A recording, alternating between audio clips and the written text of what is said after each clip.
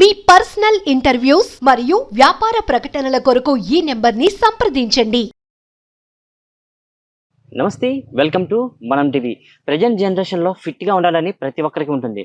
కాకపోతే ఎంత వర్కౌట్స్ చేసినా సరే బెల్లీ ఫ్యాట్ అనేది మాత్రం అస్సలు వాళ్ళకి పోదు. వాళ్ళు ఎన్ని రకాల ఫుడ్స్ డైట్ తీసుకున్నా లేదా జిమ్లో గంటల తరబడి వాళ్ళు ఎక్సర్సైజ్ చేసినా సరే ఈ స్టమక్లో ఉన్న ఈ ప్లేస్లో అయితే మాత్రం బెల్లీ ఫ్యాట్ లాగానే ఉంటుంది. అసలు బెల్లీ ఫ్యాట్ని ఎలా తగ్గించుకోవచ్చు, దానికి ఏమైనా రెమెడీస్ ఉన్నాయా, అసలు హోమ్ రెమెడీస్ ద్వారా లేదంటే ఫుడ్స్ ఏమైనా తీసుకుంటే అసలు బెల్లీ ఫ్యాట్ని తగ్గించచ్చా అనే విషయాలు అయితే మనతో మాట్లాడడానికి అయితే మాత్రం డాక్టర్ రంగనాథ్ గారు అయితే ఆదిత్య రంగనాథ్ గారు అయితే మనతో ఉన్నారు. ఆయన అయితే మాత్రం పేషెంట్ కన్సల్టెన్సీ ఈ విషయాలు కూడా మనతో అయితే వివరించడానికి అయితే మనతో వచ్చారు. అంత మాట్లాడదాం. సార్ నమస్తే. సార్ నమస్తే సార్. ఎంత వర్కౌట్స్ చేసినా సరే జిమ్లో ప్రతి ఒక్కరికి పై పార్ట్ వరకు చూస్తే మంచి కండలు తిరిగిన బాడీ ఉంటుంది, కానీ కింద వరకు చూస్తే బెల్లీ ఫ్యాట్తో ఉంటారు. అసలు బెల్లీ ఫ్యాట్ని ఎంత వర్కౌట్ చేసినా తగ్గించుకోలేరంటారా? అసలు తగ్గించుకోవాలంటే ఏం చేయాలి సార్? మీరు ఏం చెప్తారు సార్ వాళ్ళందరికీ కూడా? ఖచ్చితంగా మనకి ప్రతిదానికి సొల్యూషన్ ఉంటుందండి. ఇది తగ్గదు, ఈ ప్రాబ్లం ఉంది, దీనికి సొల్యూషనే లేదనేది లేదు. యూజువల్లీ మనకి లైఫ్ స్టైల్లో కానీ లేకపోతే మనకి మన పెద్దలు మనకి నేర్పించిన ఈ అలవాట్లు కానీ ఏంటి అని అంటే మనకు ఫిట్ గా ఉండడం చాలా హెల్ప్ అవుతుంది. కాకపోతే మనం రాను త్రూ జనరేషన్స్ కొన్ని మర్చిపోతున్నాం, కొన్ని మనం చేయట్లేదు. సో దాని వల్ల మనకి ఇలా ఫిట్నెస్ లో ప్రాబ్లమ్స్ వస్తాయి. సో ఇకపోతే మీరు అన్నట్లు కొంతమంది ఎక్సర్సైజెస్ చేస్తారు, థ్రెడ్మిల్ చేస్తారు లేదా వర్కౌట్ చేస్తారు, అయినా కూడా వాళ్ళకి ఏంటనంటే మేము వాకింగ్ వెళ్తున్నాం సార్, లేకపోతే మేము గుంజీలు తీస్తున్నాం ఈవెన్, అయినా కూడా మాకు పొట్ట తగ్గట్లేదు, ఈ బెల్లీ ఫ్యాట్ అసలు ఎందుకు తగ్గట్లేదు అని బాధపడే వాళ్ళు ఉన్నారు. సో ఇక్కడ మనం అందరం గమనించుకోవాల్సింది ఏంటి అని అంటే ప్రతిదీ క్యాలరీస్ మీద డిపెండ్ అయ్యి ఉండదు. అంటే ఫుడ్ ఎక్కువ తినడం వల్ల మనం వెయిట్ పెరిగిపోతున్నామేమో, ఫుడ్ డైటింగ్ అనే పేరు రూపంలో మనం తక్కువ తిని కడుపు మార్చుకుంటే వెయిట్ తగ్గిపోతాం లేదా బెల్లీ ఫ్యాట్ తగ్గిపోతాం అనే అపోహలో చాలా మంది ఉంటారు. సో అది కాదు. లేదంటే క్యాలరీస్ డెఫిసిట్ డైట్ తీసుకుంటే, క్యాలరీస్ తగ్గించేస్తే, కార్బోహైడ్రేట్స్ తగ్గించేస్తే, అంటే ఒక పూట తింటారు, ఇంకో పూట పస్తులుండి మరి చేస్తారు. ఏంటంటే క్యాలరీస్ తగ్గించాలని మీరు అంటే ఎగ్జాక్ట్లీ.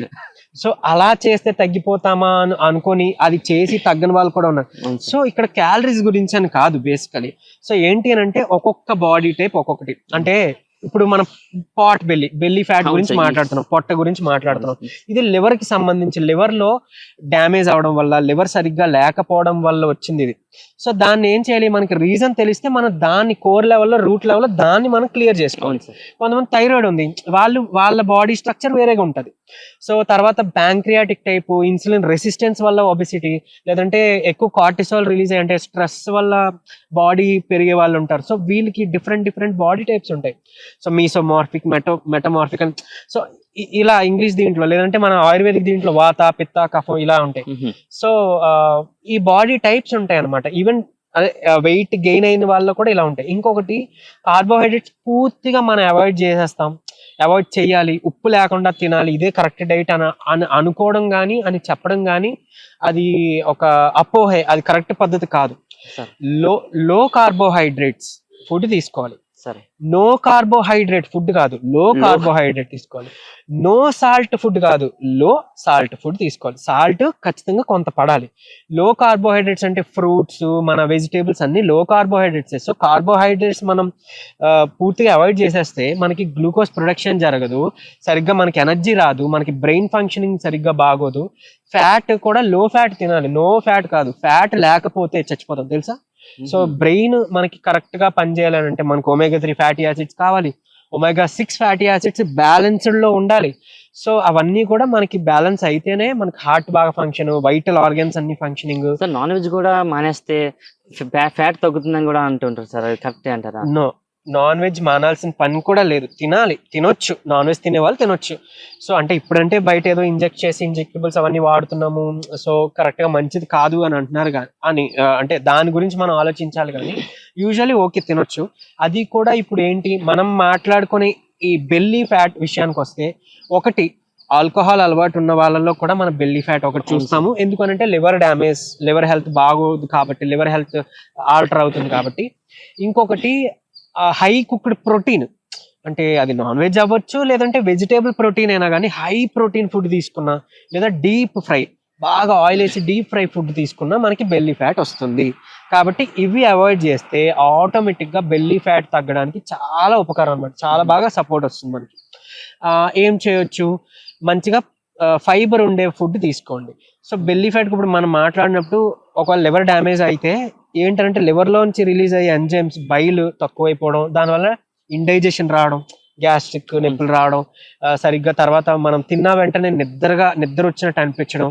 కొంతమందికి రైట్ షోల్డర్ పెయిన్ వస్తుంది, రైట్ షోల్డర్ మాత్రమే పెయిన్ వస్తుంది. సో అది షోల్డర్ పెయిన్ కాకపోవచ్చు ప్రతి ఒక్కరికి. గాల్ బ్లాడర్ లో మనకి ఏమైనా ప్రాబ్లం ఉన్నా కూడా అది రైట్ షోల్డర్ పెయిన్ కింద బయటికి చూపిస్తుంది. సో అలాంటప్పుడు గాల్ బ్లాడర్ కండిషన్ ఏంటో స్కాన్ చేసి చూసుకోవాల్సి ఉంటుంది, లేదా నాడికి పట్టుకొని చెక్ చేయించుకోవాల్సి ఉంటుంది అనమాట. సో గాల్ బ్లాడర్ లో ప్రాబ్లం ఉన్నా కొంతమందికి ఈ రైట్ షోల్డర్ పెయిన్. ఎందుకు? గాల్ బ్లాడర్, లివర్ హెల్త్ ఇలాంటివన్నీ కూడా మనకి డ్యామేజ్ అయితే ఇవన్నీ బయట డిపెండ్ అయి ఉంటుంది, ఒకదానికోటి ఇంటర్లింక్డ్ అన్నట్టు.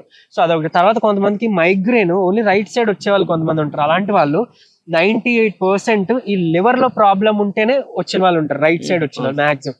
సో అలాంటప్పుడు లివర్, గాల్ బ్లాడర్ ఇవి చెక్ చేసుకొని ఉండాలి. సరే, కొంతమందికి కాన్స్టిపేషన్ వల్ల కూడా మైగ్రేన్ వచ్చే వాళ్ళు ఉన్నారు. మళ్ళీ ఏంటంటే ఈ లివర్ సరిగ్గా ఇండైజెషన్ జరగకపోయినా, లివర్ లో ఉన్న హెల్త్ ఇష్యూ వల్ల మనకు అది కాన్స్టిపేషన్ కి దారి తీసి దానివల్ల మళ్ళీ మైగ్రేన్ వస్తుంది. అండ్ ఇంకొకటి, లివర్ హెల్త్ బాగుంటేనే మనం వాడే మెడిసిన్ అయినా తినే ఫుడ్ అయినా మనకి మంచిగా ప్రాసెస్ అవుతుంది అనమాట. మన బాడీలో ఉండే ఒక ఫ్యాక్టరీ లెక్క లివర్. సో లివర్ హెల్త్ బాగోకపోతే మనం తినే ఫుడ్ వంట పట్టదు. అందులో మన విటమిన్స్ కూడా మనకి సరిగ్గా పట్టవు. అంటే vitamin A deficiency, vitamin A, D, E, K ఈ డెఫిషియన్సీలు వస్తాయి. సో అప్పుడు ఏంటి, మళ్ళీ మనం సప్లిమెంట్ రూపంలోనో లేదా ఫుడ్ రూపంలోనో జాగ్రత్త పడి తీసుకోవాల్సి రావచ్చు. సో ఇలా వచ్చే వాళ్ళకి ఆ ఫుడ్ మనం తీసుకోవాలి. చాలా మంది కూడా పెయిన్ వస్తుంటుంది, అది గ్యాస్ట్రిక్ పెయిన్ లేకపోతే హార్ట్ పెయిన్ కూడా అర్థం అయ్యి ఉండదు. సో దానివల్ల గ్యాస్ట్రిక్ పెయిన్ అనుకొని ఇంకా హెవీగా తింటే ఆ పెయిన్ కంట్రోల్ అవుతుందని కూడా ఒక అపోహ కూడా ఉంటుంది. అలా హెవీగా తిన్న వాళ్ళు కూడా ఏమైనా కొంచెం నొప్పి తగ్గుతుంది. కరెక్ట్ అండి మీరు చెప్పింది. అంటే హెవీగా ఎక్కువ తింటే కూడా ఏం జరుగుతుంది అని అంటే, మనకి రిలీజ్ అయిన యాసిడ్ కి ఒక లెవెల్ వరకే రిలీజ్ అయింది. దాన్ని ఎక్కువ మనం ఫుడ్ పెట్టామంటే అది డైజెషన్ చేసుకోలేకపోవచ్చు. సో లేదు, కొంతమందికి ఏంటంటే ఎక్కువ సార్లు తినడం వల్ల, అంటే పొద్దున్న టిఫిన్, మధ్యాహ్నం మళ్ళీ టీ ఆర్ కాఫీ, మళ్ళీ మధ్యలో ఏదో తిన్నారు, స్నాక్ తిన్నారు, లంచ్ కి డిన్నర్ కి మధ్యలో స్నాక్ తీసుకున్నారు, ఇలా మల్టిపుల్ టైమ్స్ ఎక్కువ సార్లు తినడం వల్ల కూడా ఏంటంటే మన పొట్టలో రిలీజ్ అయ్యే ఆ హార్మోన్ ఏదైతే ఉందో, ఆ యాసిడ్ ఏదైతే ఉందో, అలాగే ఎంజైమ్స్ ఏవైతే ఉన్నాయో అవి సరిగ్గా రిలీజ్ అవ్వక, అంటే సరిపడనంత లేక ఇండైజెషన్ డైజెషన్ ప్రాబ్లమ్స్ కూడా వస్తాయి. అదేంటంటే దారి తీస్తుంది పెయిన్ కి. కొంతమందికి యాసిడ్ పైకి తన్నడం వల్ల పెయిన్ వస్తే, కొంతమందికి చెప్పడం మేబీ హార్ట్ కండిషన్ వల్ల కూడా రావచ్చు. సో అలా వచ్చినప్పుడు నెగ్లెక్ట్ చేయకుండా, ఒకవేళ అది హార్ట్ కి సంబంధించిన పెయినా లేదంటే గ్యాస్ట్రిక్ సంబంధించిన పెయినా, ఎందుకైనా మంచిది ఒకసారి వెళ్ళి ఈసీజీ తీయించుకొని చూసుకోవడం బెటర్. ఒకవేళ ఇన్స్టెంట్ గా అలా పెయిన్ వస్తే గనక మీరు ఒక చల్లటి పాలు ఏదైనా తాగితే మీకు ఆ యాసిడ్ రిఫ్లెక్స్ తగ్గి ఆ పెయిన్ తగ్గి ఆస్కారం ఉంటుంది. లేదా గోరువెచ్చని నీళ్ళు తాగొచ్చు చక్కగా. అంటే బయటికి వెళ్ళి ఏదో అది తెచ్చుకొని తాగి కన్నా ఒక పరగడుపు మాత్ర లేకపోతే ఒక యాంటాసిడ్ మాత్ర తెచ్చుకొని వేసుకునే బదులు ఇది చేయొచ్చు. లేదంటే చక్కగా కొంచెం ఒక అరటిపండు ఏదైనా తిని కొంచెం గోరువెచ్చని నీళ్ళు తాగినా వెంటనే మీకు తగ్గుతుంది. అది తగ్గింది అని అంటే గ్యాస్ట్రిక్ పెయిన్ వల్ల అర్థం చేసుకోవాలి. లేదు తగ్గట్లేదంటే ఒక్కసారి వెళ్ళి మనం చెక్ చేసుకోవాల్సి ఉంటుంది అనమాట.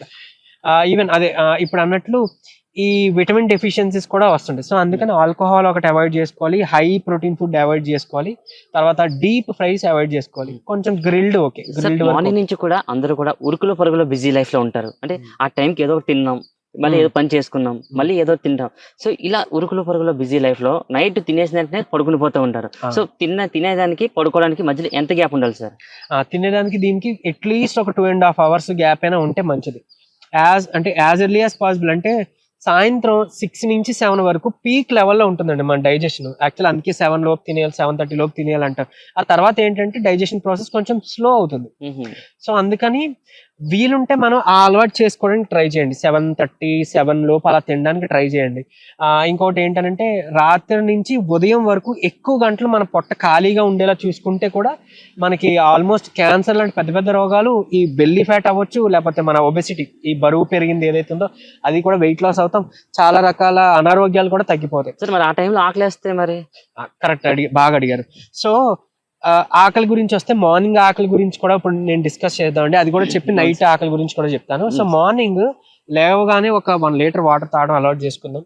చేసుకున్న తర్వాత ఒక 1 hour తర్వాత, ఒక గంట తర్వాత 1 లీటర్ వాటర్ తాగండి. ఈ తాగిన తర్వాత కూడా మీకు ఆకలి వేస్తేనే టిఫిన్ తినండి, ఆకలి వేయకపోతే వద్దు. డైరెక్ట్ గా లంచ్ చేసేయచ్చు. ఆకలి వేసింది ఒక ఫ్రూట్ పెట్టుకోండి, దాంతోపాటు మీరు ఇడ్లీ, దోశ, సమ్ ఉప్మా అలా ఏదైనా తినొచ్చు. మళ్ళీ గోధుమ పిండి, మైదా పిండి చేసిన చపాతీ, పరోటా, పుల్కా, ఆ పూరి, ఆయిల్ ఫుడ్ దూరం చేయమని. ఆయిల్ ఫుడ్డే కాకుండా ఈ మైదా పిండి, గోధుమ పిండి, పంచదార ఇవి కూడా అవాయిడ్ చేయాలి. ఈ బోండాలు ఇవన్నీ పక్కకి వెళ్ళిపోయినట్టే. సో అవి మాత్రం అస్సలు వాడొద్దు. మీరు ఒకవేళ దాంతో చేసుకొని తినాలనుకుంటే మీరు గోధుమలు ఆడించుకొని, మనం మిల్లులో ఆడించుకొని అది తీసుకుంటే మంచిది. ఈ రిఫైన్డ్ ఫ్లోర్ వద్దు. పంచదార మానేయండి. మీ బాడీలో 7 days లో మీరు ఏదైతే వెయిట్, ఈ గెయిన్, ఈ స్వెల్లింగ్ ఉందో అవి మీకు తగ్గడం, ఆ చేంజ్ కనిపిస్తుంది మన బాడీలో.